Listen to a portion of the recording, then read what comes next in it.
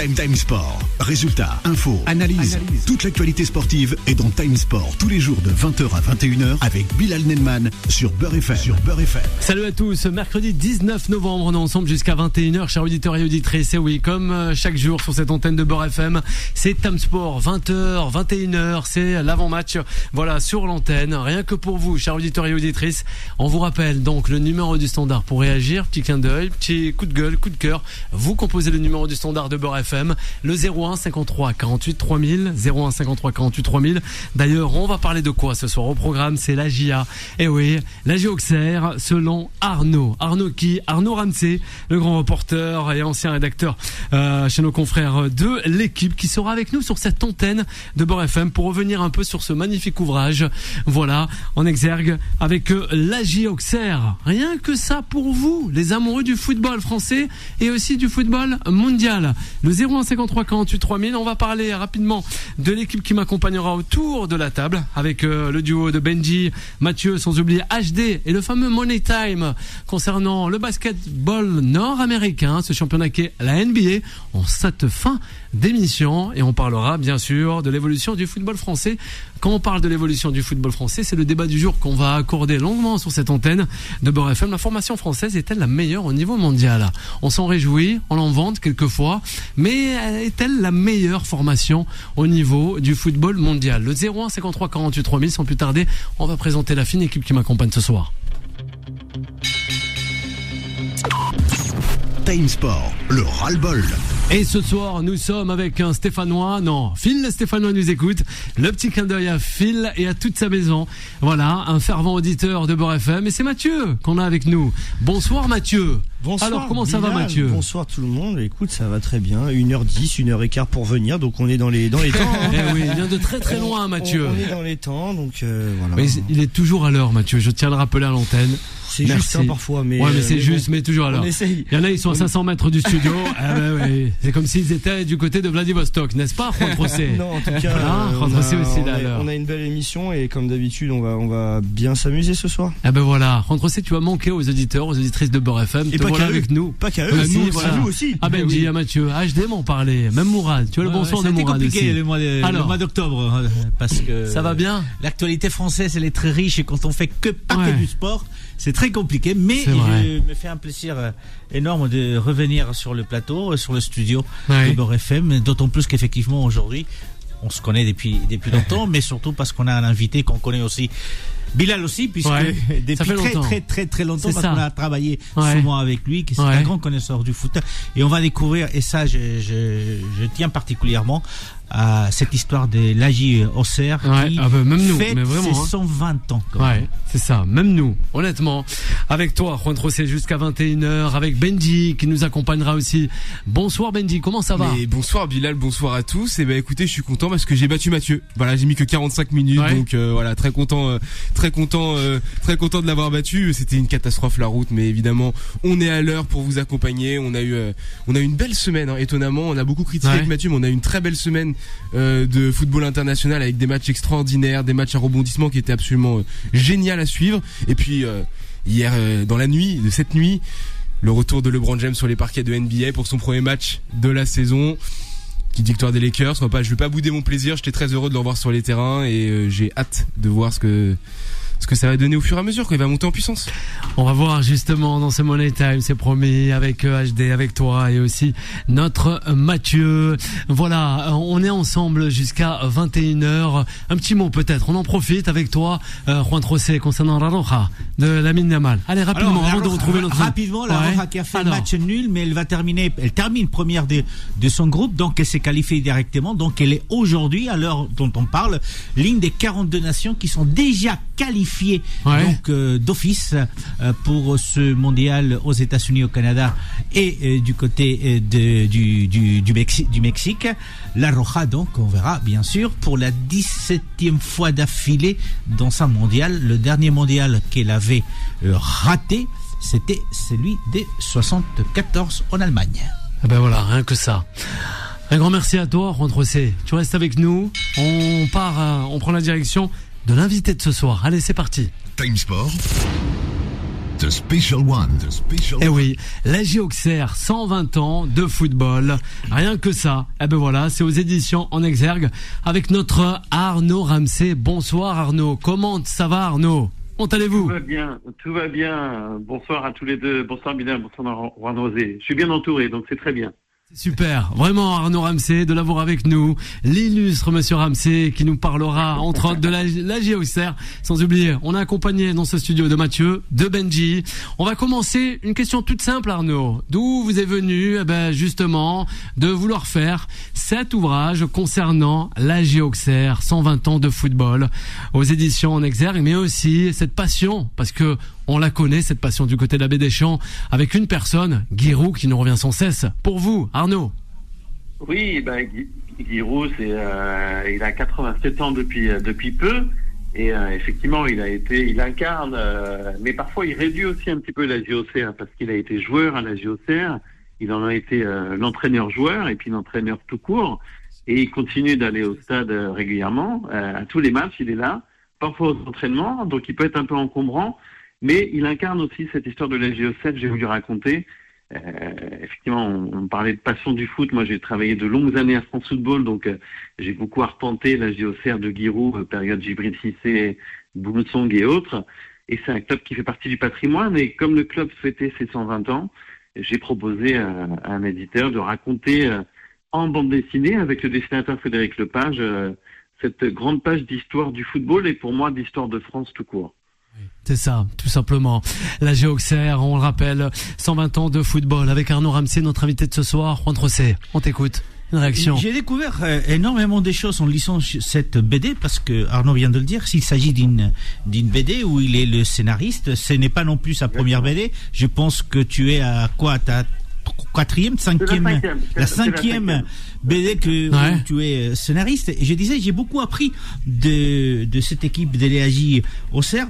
Tout d'abord, il raconte dans la BD comment cette équipe, cette association a été créée en 1905. Le pourquoi de cette association, je conseille à tous les lecteurs de connaître cette partie de l'histoire de l'AJ Auxerre. L'AJ Auxerre qui en fait s'appelait Association pour la jeunesse auxerroise. Donc c'était le titre, le nom de l'AJA Auxerre. Mais surtout j'ai appris effectivement énormément de choses sur ses origines et en fait ses origines étaient plutôt polémiques puisque c'était Arnaud, si tu nous le rappelles, une lutte d'un abbé, c'était l'abbé Deschamps, justement après la proclamation en 1905 de la loi de séparation de l'État et de l'Église. En fait il a décidé de profiter, et tu le racontes, de cette loi de 1901 des associations pour créer une association entre guillemets et sportive. Et en fait, c'est pas du tout un club comme on a l'habitude de voir. Ça a été toute une histoire, cette création de l'AJ Auxerre. C'est exactement ça. À l'origine, c'est un club de patronage en fait. Et effectivement, nous on connaît tous les suiveurs du football et même tous les amateurs de football, le fameux stade Abbé Deschamps. Il a vraiment existé, cet abbé Deschamps. Il s'appelait Ernest Deschamps. Il était clerc de notaire et puis il a une soudaine vocation. Il s'est engagé dans les ordres. Et effectivement, ce que vous racontiez, Juan Rosé, c'est ça. C'est-à-dire que en 1905, donc il y a pile 120 ans, il se trouve que même en 1904, sur une place qui s'appelle Place des Cordeliers à Auxerre, a été prononcé un discours important qui fait entre guillemets partie de l'histoire de France, prononcé par celui qui était président du Conseil, c'est-à-dire à l'époque Premier ministre, qui s'appelait Émile Combes, et qui annonçait la séparation officielle, qui annonçait plutôt la séparation à venir dans quelques mois des églises et de l'État. C'était un fait politique et sociétal très important. Et l'abbé Deschamps, justement, pour pas perdre un peu ses fidèles, en réaction à cette séparation à venir, s'est empressé de créer l'association de la jeunesse auxerroise, et déposer les statuts en décembre 1905, profitant de la loi sur la création des associations. Et cet abbé Deschamps qui a existé a repéré les terrains, et puis surtout, il faut savoir qu'à l'époque, et ça l'est même toujours, c'était un club omnisport. Le football a un petit peu été la vitrine, et l'est encore aujourd'hui, mais l'abbé Deschamps, qui a donné son nom au stade Et il faut aussi savoir que le club est propriétaire de ce stade. Il y en a, à part Lyon, en Ligue 1, il n'y a aucun club qui est propriétaire de son enceinte. Les Qataris aimeraient bien être propriétaires du Parc des Princes, mais c'est pas le cas. Et effectivement, j'ai pas mal raconté cette histoire de l'abbé Deschamps, qui est vraiment la figure créatrice, et puis à sa mort, le maire d'Auxerre a prononcé des discours. Enfin, il a vraiment marqué l'histoire d'Auxerre, et puis il a vraiment bâti d'équipe, construit les terrains, et il voulait éduquer la jeunesse par le sport, tout en leur donnant des cours de catéchisme. Donc c'était important de raconter aussi tout ça, et puis le club m'a vraiment ouvert ses portes pour que je puisse fouiller dans les archives, rencontrer des personnes qui ont pu connaître l'abbé Deschamps. Et puis, ce qui est assez souriant, c'est que le déjeuner que j'ai pu faire avec Giroud et Gérard Bourgoin pour préparer et qui me nourrissent d'anecdotes sur le recrutement de Cantona, de Zarmac ou d'autres choses, a eu lieu donc dans le centre-ville d'Auxerre, tout près de la fameuse cathédrale Saint-Étienne d'Auxerre, où se trouve la sépulture de l'abbé Deschamps. Donc tout est lié vraiment à Auxerre. En fait, c'est un petit village, hein, c'est que 35 000 habitants. C'est un miracle qu'ils soient en Ligue 1 et qu'ils soient aussi titrés, mais tout est à hauteur d'homme à Auxerre, et l'abbé Deschamps et Giroud sont jamais très loin. Allez, il est avec nous. Arnaud Ramsey, toujours sur l'antenne de Beurre FM. C'est Benji, réaction. Ouais, écoute, bonjour Arnaud, déjà bravo à toi et à Frédéric pour cette BD qui est en plus d'être hyper intéressante, est vraiment magnifique. Les dessins sont vraiment splendides, c'est hyper bien imagé, en tout cas on est vraiment pris dedans. Et j'avais une petite question aussi pour toi, comme tu as retracé les 120 ans d'histoire de ce club mythique, est-ce que tu as une petite période ou une anecdote qui toi t'aimes, voilà, celle qui te parle le plus, que t'aimes ressortir et que t'as envie de partager avec nous et avec les auditeurs? En fait, moi, ce que je racontais un petit peu au début, c'est que j'ai eu la chance de travailler de longues années à France Football, et j'ai connu une époque qui paraît un peu lointaine, où on pouvait rentrer dans le vestiaire et interroger les joueurs, et c'est sûr que je me souviens d'avoir... après les entraînements, on pouvait aussi, quand Giroud était quand même le bon client médiatique par excellence, on pouvait rentrer dans les vestiaires, discuter, et puis cette proximité. Et puis moi, ce que j'apprécie, ce que j'ai aussi développé dans la BD, c'est-à-dire que l'intelligence du club d'Auxerre, c'est que son centre de formation, en fait, ce qui a placé vraiment Auxerre sur la carte du football, c'est quand Auxerre a atteint la finale de la Coupe de France en 1979. Ils étaient en deuxième division à cette époque-là, et l'argent qu'ils ont gagné pour cette Coupe de France, ils l'ont utilisé pour construire le centre de formation, qui est à 2 pas du stade. Donc, quand nous, suiveurs, ou même aujourd'hui, quand on va au stade, le centre de formation, il est juste à côté.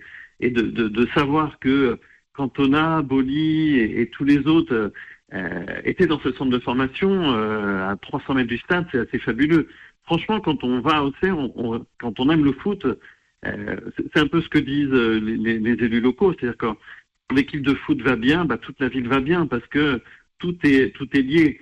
Après, à titre personnel, c'est sûr que en tant que suiveur, je le raconte d'ailleurs, le Auxerre-Dortmund, la double confrontation en Coupe d'Europe, parce qu'Auxerre, c'est une petite ville, mais c'est aussi 128 matchs de Coupe d'Europe. Donc voilà, moi ce que je retiens, c'est l'épopée européenne d'Auxerre, les victoires contre l'Ajax, contre le Milan AC, et puis je sais pas si vous vous souvenez, le fameux retourné de Lilian Lastande qui a été refusé et qui aurait pu qualifier Auxerre, sachant qu'en plus Dortmund, quand ils éliminent Auxerre, gagne la Ligue des Champions. Ouais. Arnaud, on poursuit, on a Mathieu et on va terminer avec Juan Trocé. Bonsoir Arnaud, déjà je voulais à mon tour te féliciter pour ce magnifique ouvrage, et justement Benjamin parlait d'anecdotes. Voilà, moi j'aimerais savoir quel est ton moment ou ton joueur préféré. Voilà, tu parlais des Laslan, on a eu Djibril Cissé, Cantona, Boli, Moussa Saïb, et voilà, et beaucoup de grands joueurs, parce que c'est vrai qu'on parle beaucoup de Giroud, et heureusement, et c'est normal qu'on parle de cet homme-là, mais quel est toi ton moment préféré, ou alors l'image que t'as la plus marquante selon toi sur ces dernières années de la JA? Des dernières années, après ça va faire un petit peu vieux combattant, mais ce qui a vraiment placé Auxerre aussi, c'est le doublé Coupe Championnat en 96. Et à ce moment-là, moi j'étais pas encore complètement journaliste, j'étais, je vais pas dire que j'étais supporter du Parc, mais j'allais souvent au Parc des Princes parce que j'habite en région parisienne, et le PSG de Djorkaeff et de Lucien Hernandez avait beaucoup de points d'avance sur Auxerre. L'Auxerre de Laurent Blanc, de Lamouchi, de Corentin Martins, et Auxerre a doublé le PSG, et tout en gagnant la Coupe de France. Donc, de voir qu'une petite ville comme ça a gagné, a réalisé le doublé, et l'image que je retiens, c'est aussi, d'ailleurs j'ai voulu qu'elle soit dans la bande dessinée, c'est qu'au coup de sifflet final, quand Auxerre est officiellement champion de France, après un match nul à Guingamp, c'est Giroud qui se lève du banc et qui va serrer Bernard Diomède dans ses bras, et je crois qu'il n'a jamais couru aussi vite de sa vie, Giroud. Donc voilà, c'est cette image-là d'un football plus, je ne veux pas dire que c'était mieux avant, surtout pas, mais qui a réussi à tout mixer, si vous voulez, c'est-à-dire à la fois relancer des anciens, comme ils l'ont fait avec Laurent Blanc, puis Alain Roche, puis Enzo Schifo, et puis former aussi des grands joueurs, les recruter malins, et puis c'est quand même un club qui, quand l'équipe de France est championne du monde 98, il y a Lionel Charbonnier, Stéphane Guivarch et Bernard Diomède, donc 3 champions du monde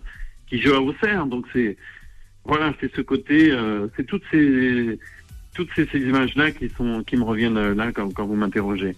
On termine cette interview rapidement, Juan Trocé, avec Arnaud Ramsey. Forcément, il faut peut-être parler un tout petit mot sur Giroud. C'est 40 ans à l'AJ Auxerre. C'est quand même 890 matchs qu'il a dirigé en Ligue 1.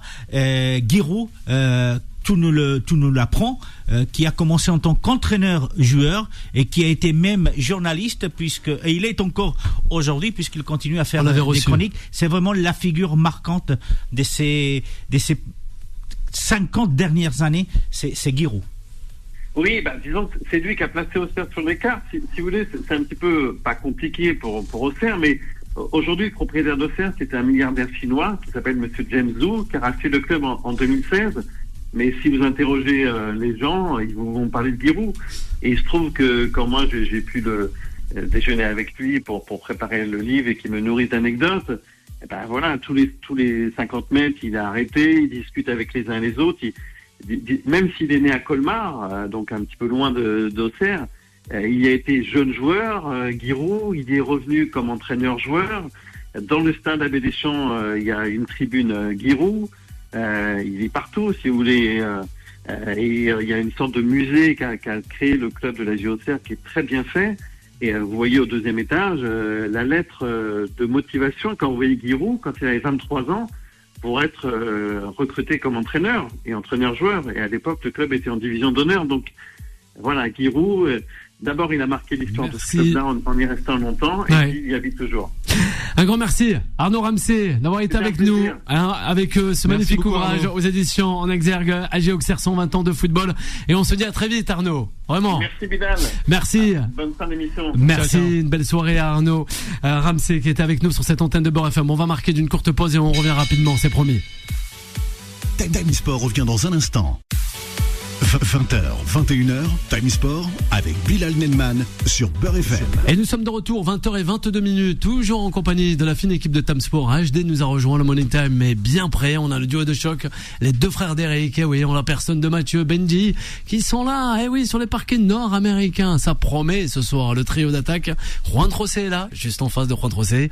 On a du football ibérique, on a du football africain. Shoot Africa, tu connais le fondateur? C'est Yacine, oui, le Yacine. Voilà, ah oui, Mathieu, quand il y a Yacine, son jaille, il est comme un fou sur le plateau. Va savoir pourquoi. La formation, la française, et pas que. Time Sport, la parole des sociaux. Et on écoute Benji, justement. Belle cette formation.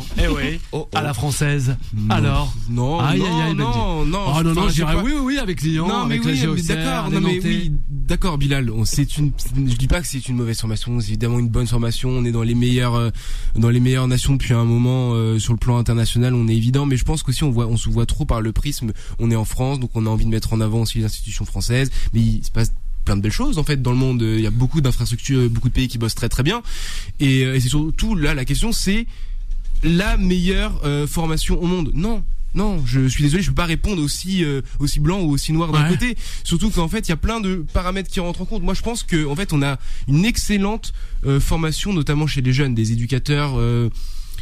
Chez les plus jeunes, dans des petits villages, en banlieue, etc. et tout, bossent très bien parce qu'ils savent accompagner les jeunes. Je pense que malheureusement, plus on monte dans les échelons, plus on veut professionnaliser le joueur, plus j'ai l'impression qu'en France, on a un schéma qui est un petit peu stéréotypé, où on formate un petit peu trop les joueurs de la même façon pour en faire une sorte de copier-coller de choses qui ont marché dans le passé. Et c'est quelque chose qui me dérange. C'est, en fait, t'as des joueurs qui arrivent, qui ont été super bien formés depuis qu'ils sont gamins dans tous les clubs de France.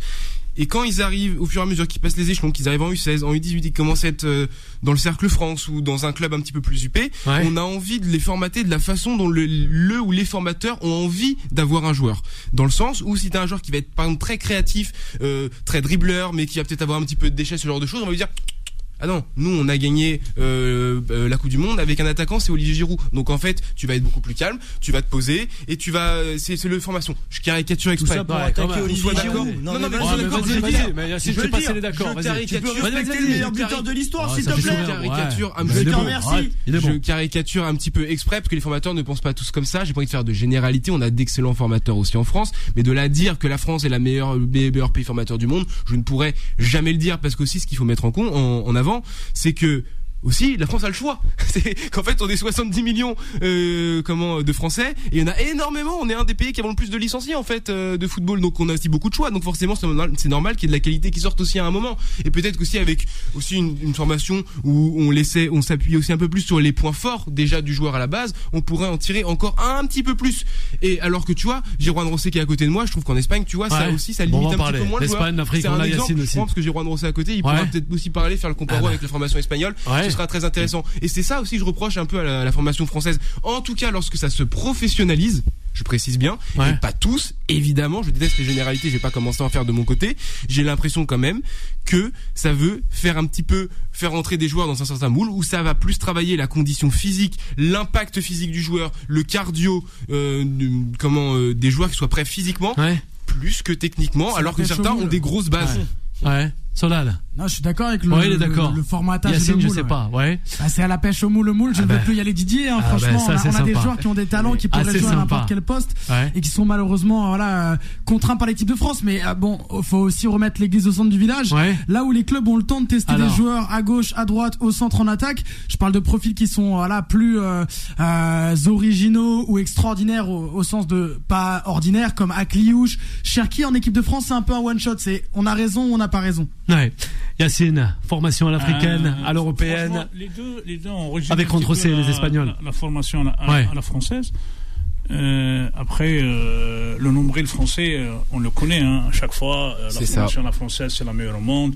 C'est ça. Je vais te contredire tout de suite. Alors, Anis Hadj Moussa, passé par Lens, il a été éjecté du centre de formation. C'est-à-dire, tu arrives, un gamin de 18 ans, tu fais 4 ans dans un club professionnel, et un beau jour, on te dit, toi, tu n'es pas bon pour le football. Tu prends même Antoine Griezmann qui a dû aller en Espagne. Tu vas aller voir ailleurs. Aujourd'hui, Hadj Moussa, c'est un joueur qui coûte 40 millions d'euros. Benfica avait proposé lors du mercato d'été pratiquement 30 millions d'euros et Feyenoord n'a pas voulu le vendre parce que ils ont compris la valeur du joueur. C'est un diamant brut. Je suis d'accord, ça fait ça. Pour revenir à ce que disait Solal. Alors, souvent en France, dans les clubs, surtout, on va prendre l'exemple de France qui est le deuxième vivier, en termes de licenciés au monde. C'est ça. Ils ont tous le prototype de joueur. Il faut les prendre avec 1m95. Oui, c'est ça. Avec c'est costaud. Qui fait du 7 secondes au et en fonction du profil de ton poste presque. Parlons de Cherki. Je pense qu'aujourd'hui que le monde entier, il n'est pas à citer par hasard. Quand tu entends un entraîneur comme Raymond Domenech dire que c'est un joueur qui ne... Mais c'est de la folie. C'est de la folie. Merci d'en parler. Cette personne a été sélectionneur de l'équipe de France. Mais tu comprendrais un petit peu la mentalité et en plus, sans rentrer un petit peu dans les détails, parce que il y a beaucoup de paramètres qui influent aussi sur les jeunes joueurs, l'origine du joueur, d'où il vient. Les joueurs maghrébins sont discriminés dans les centres de formation. Bien sûr.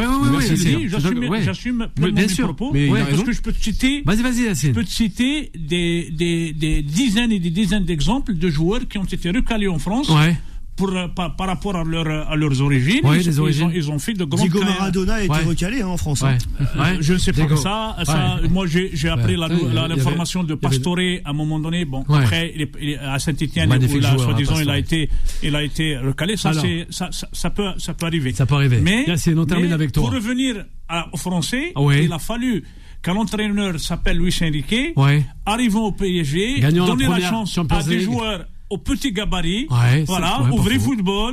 D'ailleurs, la preuve, le PSG il domine le monde. Je ne sais pas s'il est d'accord. C'est pas le premier. C'est pas le premier à instaurer des gamins. Je parle pas de gamins, je parle du gabarit. Oui, mais je parle du gabarit. C'est pas comme à la Masia. C'est pas le premier non plus. La reconnaissance, je dis pas que c'est le premier. C'est encore un Espagnol français, tu vois. Pour la première personne. Qui fait évoluer le football français. Tellement, c'est-à-dire qu'il a beaucoup de notoriété, il a réussi parce qu'il a gagné tous les titres avec le PSG.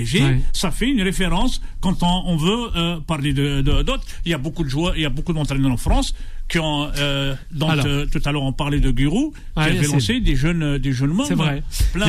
Intéressant, vraiment, très intéressant. Et c'est notre encyclopédie avec Juan José qu'on va retrouver rapidement, Solal. On va entendre aussi notre Mathieu, Juan José et aussi HD. T'écoutes. Je vais essayer d'être rapide. Alors, on a parlé de l'équipe de France, aussi des différentes sélections qu'on peut voir dans le monde, notamment les sélections africaines. J'aimerais faire une petite opposition dans la mesure où en équipe de France, on a ce problème de gros vivier avec beaucoup de joueurs et donc voilà un vrai jeu de Tetris, à savoir quel joueur va se placer où pour qu'au final ça remplisse tous les espaces d'un plan de jeu. J'aimerais évoquer, parce qu'on a parlé de l'Afrique, de l'Europe, mais de l'Europe du Nord cette fois-ci avec la Norvège, l'Écosse et l'Irlande.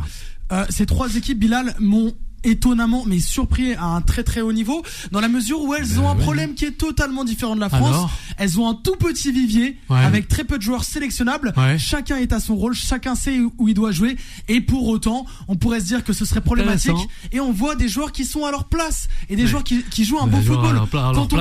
Quand on voit hier se déplacent ce aussi, que font l'Écosse, qui nous délivre un match de foot mais sensationnel. Alors il n'y a pas besoin d'être une grosse équipe pour voir une belle opposition, et qui se joue jusqu'à la 97e, c'est magnifique. Tout comme, j'aimerais le dire, l'Irlande avec un Parrot qui bientôt va rebaptiser des aéroports, et la Norvège et ses joueurs qui commencent à s'aligner de plus en plus autour du projet Erling Haaland. Donc il ne faut pas oublier aussi ces pays qui sont très souvent mis sur le côté, mais qui représentent pour moi une grosse partie des équipes à surveiller. On les oublie pas, Solal, t'inquiète pas, on ira au sport d'hiver là-bas, toi et moi, avec Juan José. On écoute Juan José avant de retrouver HD qui sourit, je sais pas pourquoi. Vas-y. Bien sûr, je suis d'accord avec vous tous. Je rappelle tout simplement que paradoxalement, la France a beaucoup investi dans les centres de formation dans les années 80, et paradoxalement, c'est la Coupe du Monde 98 qui a fait très mal au centre de formation, parce qu'effectivement, on a décidé qu'il fallait formater tous les joueurs, donc des grands gabarits, très physiques, très endurants,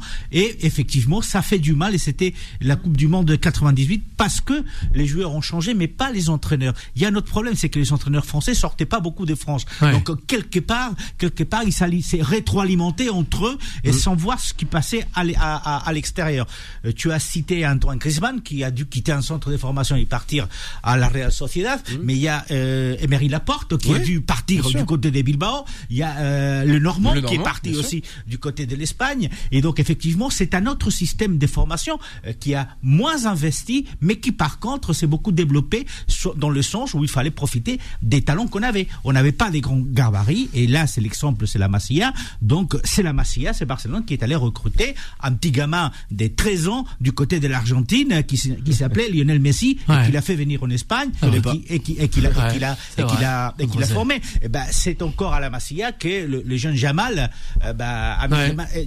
est aujourd'hui ce qu'il est, même si il reste encore à prouver pas mal des choses. C'est du côté de l'Espagne effectivement où les frères Hernandez ont été formés. C'était du côté de l'Atlético de Madrid. C'est là où ils ont éclos, et que tout le monde les a connus au niveau international. Donc il y a le problème des entraîneurs français qui sortaient pas, et donc je pense que ça a été préjudiciable pour la formation. Et puis il y a aussi quelque chose à laquelle on ne peut pas on ne peut pas lutter, c'est tout simplement que le foot a changé, c'est-à-dire le marché du foot a changé. Maintenant, même s'il y a des lois qui interdisent à un club d'aller recruter des mineurs des 16 ans, la réalité c'est qu'aujourd'hui, on trouve des solutions pour faire venir des jeunes de 14 ans à Liverpool, à Manchester, voire à Barcelone à un certain moment. Donc le marché a changé et la France, comme d'autres pays d'ailleurs, n'a pas su se mettre au diapason de ce marché qui a complètement détruit les centres de formation en quelque sorte, parce que de plus en plus jeunes, les jeunes souhaitent partir parce qu'il y a l'argent, beaucoup d'argent, et derrière un jeune, il y a toujours des parents, il y a toujours des intérêts familiaux qui font que les gens souhaitent partir. La formation française a même pris du retard, juste rapidement, elle a pris du retard. Elle a pris de dire qu'on c'est la meilleure, elle est en retard. C'est pas pour répondre. Il faut prendre l'exemple. Il y a quelques semaines, l'équipe du Maroc des U20 a remporté la Coupe du Monde. La Coupe du Monde. Qu'est-ce qu'a fait le Maroc avec au départ et recruter directement des binationaux après la loi de Bahamas, ce que fait l'Algérie, la Tunisie, beaucoup de pays d'Afrique. Mais par contre, leur président a tout compris. Il a investi sur des centres de formation. Il a récupéré, au lieu d'y aller récupérer le jouet, il a récupéré les compétences maghrébines ou internationales, françaises ou francophones, au niveau des différents centres de formation au Maroc. Et aujourd'hui, on voit les jeunes Marocains, soit en U17, U19, U20, U23, ils sont partout, ils sont finalistes alors que par exemple sur le continent africain, ça a été toujours la dominance des pays subsahariens. Aujourd'hui, le Maroc, c'est une hégémonie en se basant sur un peu l'école française, mais en adaptant une autre façon de voir. Voilà, le profil du joueur n'est plus le même. Il ne cherche pas un gabarit à 2 mètres, mais donner la chance à tous les jeunes qui sont capables de jouer au football, tout simplement. Mathieu, HD, à la suite. Moi, très rapidement, je suis assez d'accord avec tout ce que vous dites. Toi et HD. Mais encore plus de dire que, au lieu de dire qu'ils ont du retard et de dire est-ce que c'est la meilleure formation, je dirais qu'on n'est même pas dans le top 3, si ce n'est même peut-être pas dans le top 5. Ouais. En termes de formation pure, pas du tout. Parce que, en termes de vivier, oui, mais en termes de formation, on parle de l'Espagne, et de l'Espagne, on peut même parler des pays d'Amérique du Sud, avec notamment l'Argentine et le Brésil. Il y a l'Angleterre aussi qui a une très bonne formation. Les pays nordiques, les pays comme le Maroc. Et en fait, tout ça pour revenir au fait que la France n'est pas un pays de football. Bien sûr. Ouais. Aujourd'hui, la France n'est pas un pays de football. Au contraire, où si vous allez au Brésil ou vous allez en Argentine, sur toutes les plages, ça joue au foot de minuit à minuit. En Espagne, c'est pareil, à droite. Ok, ici en Île-de-France, on a la chance d'avoir un gros vivier et d'avoir un énorme vivier avec du talent, etc. Mais aujourd'hui, on se rend compte que il faut mettre des gens dans des cases. Il faut du gabarit. Il faut un certain domaine d'exigence. Et en fait, on n'aime pas le football en France et on n'est pas un pays de football. C'est tout. C'est tout, justement. Le meilleur pour la fin. Voilà, ça le fait sourire, ça HD. Je t'ai pas oublié HD, tout comme les auditeurs, les auditrices. On en a parlé de cette formation-là française. On va savoir s'il nous parlera de la formation Astral, voilà, ça c'est pour le réalisateur. Oui, ça fait sourire tout le monde, mais il se reconnaîtra. Allez, on marque d'une courte pause, on reviendra avec HD concernant cette formation à la française, sans oublier aussi le Money Time, le basketball nord-américain et son championnat qu'est la NBA. À de suite. Time Sport revient dans un instant. 20h, 21h, Time Sport avec Bilal Nenman sur Beurre FM. Nous sommes de retour, la dernière partie de cette émission, 20h39. Voilà, ensemble jusqu'à 21h avec toute l'équipe qui m'accompagne autour de la table. On est avec Benji, Mathieu HD, sans oublier Juan Trocé. On revient avec cette formation à la française avant de retrouver le Money Time. Time Sport, le mode pressing. Eh oui HD, on te retrouve. Alors HD, il dit quoi? Je sais pas, il n'en revient pas. Notre Benji, je sais pas. Peut-être c'est la J Auxerre face à Lyon, à Béjesson, ce dimanche 15h, c'est ça. On t'écoute HD. Déjà bonsoir à tous. Bonsoir. Voilà, comment ça va? C'est ma première prise de parole ce soir. Ça va très bien, Bilal. Voilà, de retour. Donc sur cette question de la formation, je pense que ça dépend de quels critères on prend pour juger. Moi, je vais donner un exemple. En plus, on a Juan José avec nous, donc voilà, ça va permettre d'en parler. Il y a pas si longtemps que ça, l'Espagne chez les femmes, elles ont gagné la Coupe du Monde U17, la Coupe du Monde U20 et la Coupe du Monde chez les A. En plus de ça, les garçons ont remporté l'Euro à peu près à la même période. Donc vous avez un football qui, dans toutes les catégories où il était engagé, a fait la démonstration de sa force avec des principes de jeu qu'on retrouve dans à peu près toutes ces équipes. Il y a des variantes, il y a des joueurs ou des joueuses qui à un moment donné font que l'équipe ne joue pas exactement de la même manière, mais vous retrouvez les mêmes principes de jeu. Donc ça veut dire que vous avez une école de football, ou en tout cas une manière de penser le football, qui a été primée par des résultats dans différentes compétitions majeures dans lesquelles ce pays était engagé. Donc de ce point de vue-là, on peut dire que la formation espagnole est supérieure à la formation française. Ouais. Par contre, si on regarde en termes de volume, c'est-à-dire en termes de nombre de joueurs qui chaque année sortent des centres de formation, passent professionnels, et à un moment donné qu'on va retrouver dans des championnats où tu peux être joueur ou joueuse d'ailleurs et gagner de l'argent. Il est évident que la France aujourd'hui, elle a pris la place par exemple d'un pays comme le Brésil. À une époque, le Brésil, c'était un pays qui non seulement avait une équipe nationale qui était performante, mais vous pouvez retrouver des joueurs brésiliens qui étaient naturalisés tunisiens, dans des équipes dans les pays du Golfe, au Japon. Et aujourd'hui, on retrouve un peu le même principe aujourd'hui avec la France, mais avec les binationaux. C'est-à-dire que vous avez toute une série d'équipes où vous avez des joueurs qui sont formés en France, qui sont issus d'un système de formation et qui vont gagner des compétitions avec d'autres pays, l'Algérie, le Sénégal, la Côte d'Ivoire, pour parler de la Coupe d'Afrique des Nations. Donc la question, c'est quel est le critère qu'on prend ? À une époque où le football est essentiellement une pratique professionnelle, la question c'est, est-ce qu'on parle de volume de joueurs qui sortent des centres de formation et qui demain vont devenir professionnels et que vous allez retrouver dans les différents championnats, ou est-ce que vous parlez d'une école de football qui à un moment donné vous plaît et qui par ailleurs obtient des résultats. Et en fonction du critère que vous prenez, vous n'avez pas le même jugement sur la formation française. Intéressant, HD, vraiment, qu'on pourra revenir sur cette formation la française. Juan José, oui, peut-être à rajouter avant de parler des autres nations. Allez, rapidement. On va voir aussi info qui a été donnée justement dans le AJ Auxerre, le fabuleux destin de Arnaud Rancet, par exemple. Il dit effectivement toute une partie de la BD est dédiée à la formation, au centre de formation, comment il a été construit, et pourquoi il a été construit, et il donne un chiffre.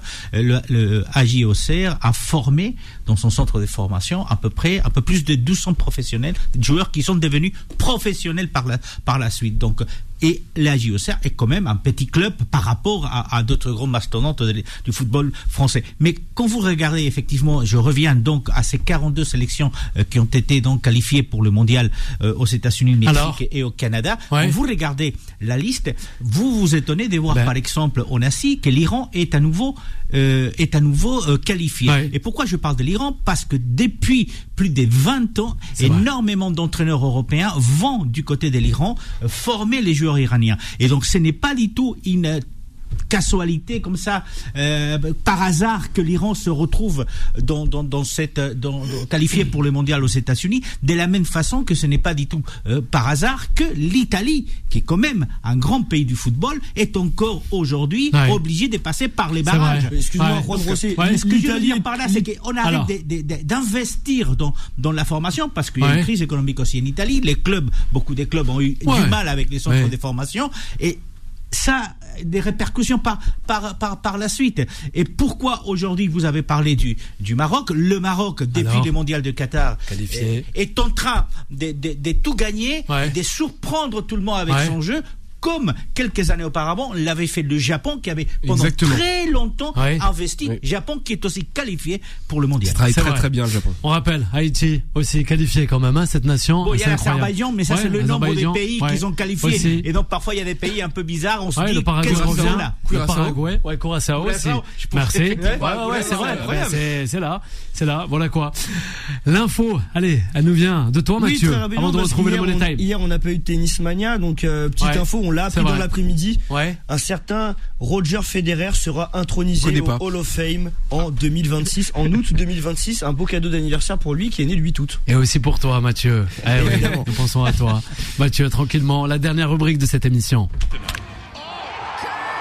Le basket sur Time Sport, c'est le Money Time. On vous écoute, messieurs. Et oui, Bilal, donc la saison se poursuit en NBA alors qu'on approche progressivement là, du premier mois de compétition en saison régulière. Donc évidemment, à l'issue de ces premières semaines, on voit que le champion en titre OKC est plutôt en très grande forme, qu'il affiche ses ambitions avec 14 victoires en 15 matchs. Donc voilà, ça place tout de suite le Thunder. Donc le Thunder qui fait partie des 2 équipes qui sont par ailleurs encore invaincues à domicile. Donc il y a Oklahoma City et Golden State. Et donc dans cette conférence Ouest qui apparaît déjà comme celle dans laquelle on peut regarder si on veut chercher des champions potentiels pour la fin de saison. Donc on retrouve OKC en tête, les Denver Nuggets donc de l'omnipotent Nikola Jokic avec 10 victoires et 3 défaites, et Houston qui est bien placé avec 9 victoires et 3 défaites. L'équipe dont je voudrais parler, elle est au 4e rang, c'est les Los Angeles Lakers. Il faut savoir que cette franchise de LA, donc elle a enregistré le retour de LeBron James qui était absent sur les premiers matchs en raison d'une blessure. Donc le King qui s'est montré magnanime pour ses débuts cette saison avec seulement 11 points mais 12 passes décisives lors de la victoire des Lakers la nuit dernière sur le parquet des Utah Jazz. Le meilleur marqueur de cette partie, c'est évidemment Luka Doncic avec 37 points, juste en dessous de sa moyenne depuis le début de saison, donc il est à 34,6 points. Donc voilà, c'est actuellement le meilleur marqueur de NBA. Et donc pour parler de ces Lakers, on arrive à la 23e saison donc en NBA pour LeBron James, qui est évidemment le record absolu. Il est passé devant Vince Carter, qui lui en compte 22. Et donc ma première question, c'est qu'est-ce qu'on peut attendre de LeBron James cette saison avec les Lakers, en sachant qu'il va fêter ses 41 ans le 30 décembre prochain. Benji, Mathieu, on vous écoute. Allez-y. Mais pour moi, c'est très simple. Pour moi, j'attends que LeBron James continue à faire du LeBron James, tout simplement dans le sens où en fait je demande pas à ce qu'on soit sur le prime LeBron James et qu'il nous fasse du 30-10-5 à tous les matchs, évidemment, mais en fait là il va être dans cette capacité à être plus le meneur vocal que le leader technique sur le parquet, puisque t'as Luka Doncic, comme tu l'as très bien dit, qui mène très bien sa barque avec ses Lakers depuis le début de la saison. En fait, j'attends que LeBron James, déjà, il ramène aussi un peu de matière dans la raquette, parce qu'on sait que t'as une petite faiblesse dans la raquette du côté des Lakers, même si le début de saison de DeAndre Ayton est pour le moment absolument fantastique, et je suis très agréablement surpris du début de saison de DeAndre Ayton.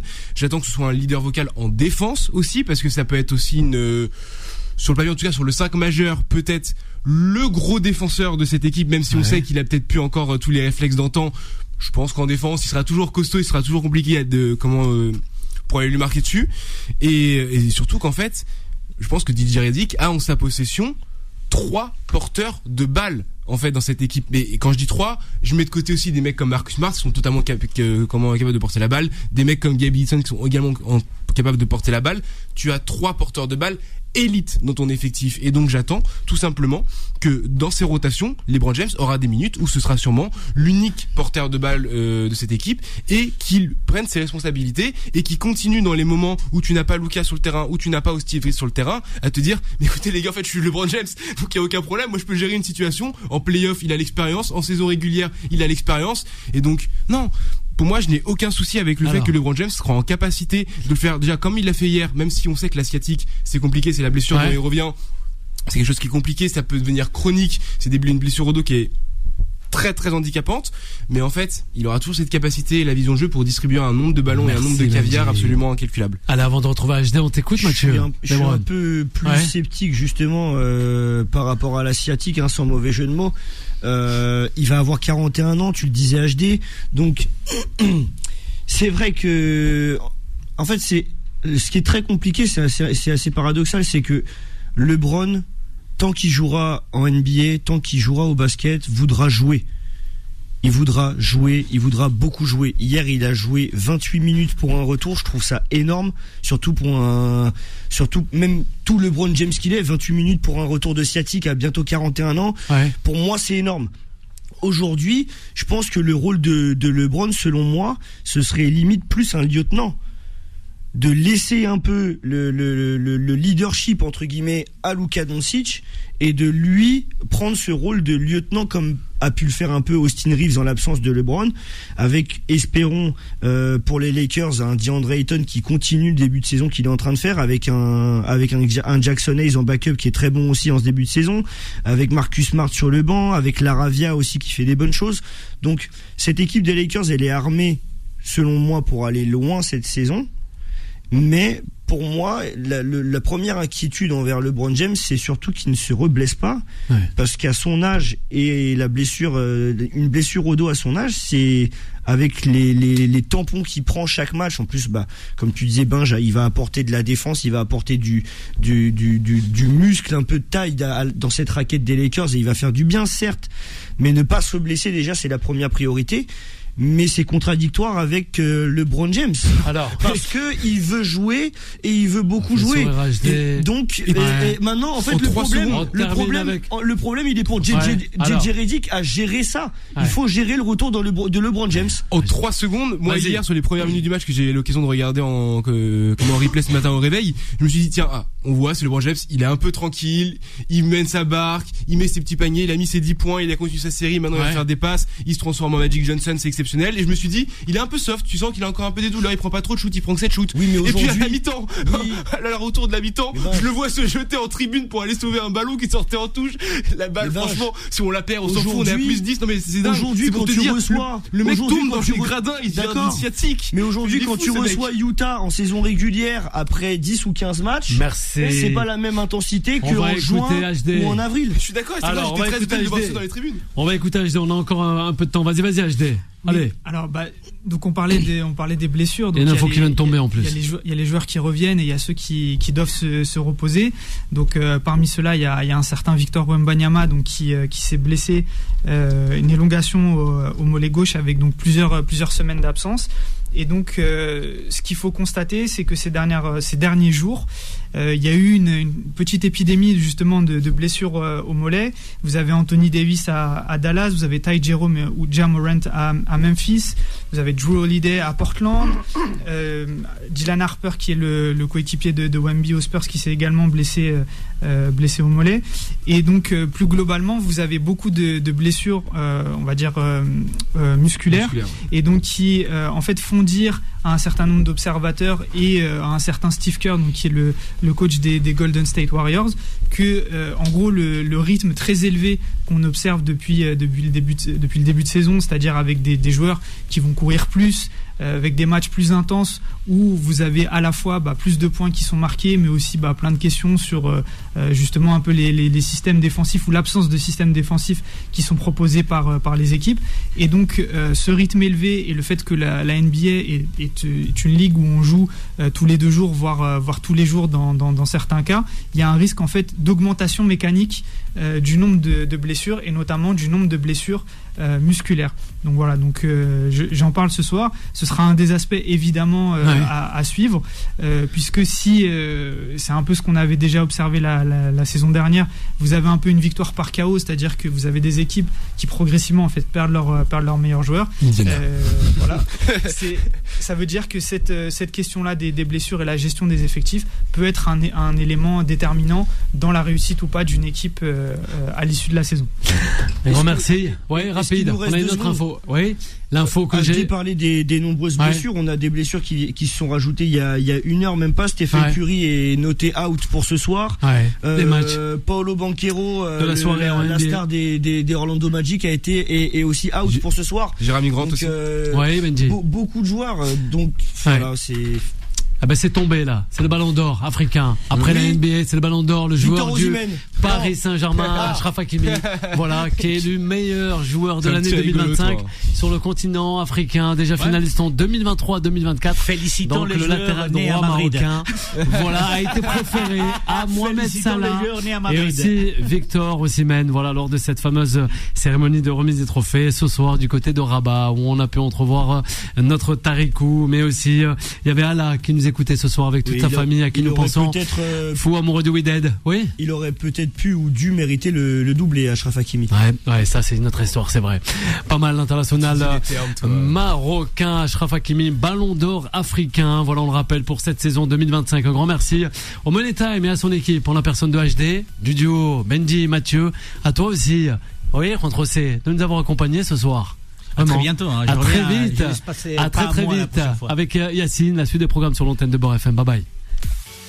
Retrouvez Time Sport tous les jours de 20h à 21h et en podcast sur beurrefm.net et l'appli Beurre FM.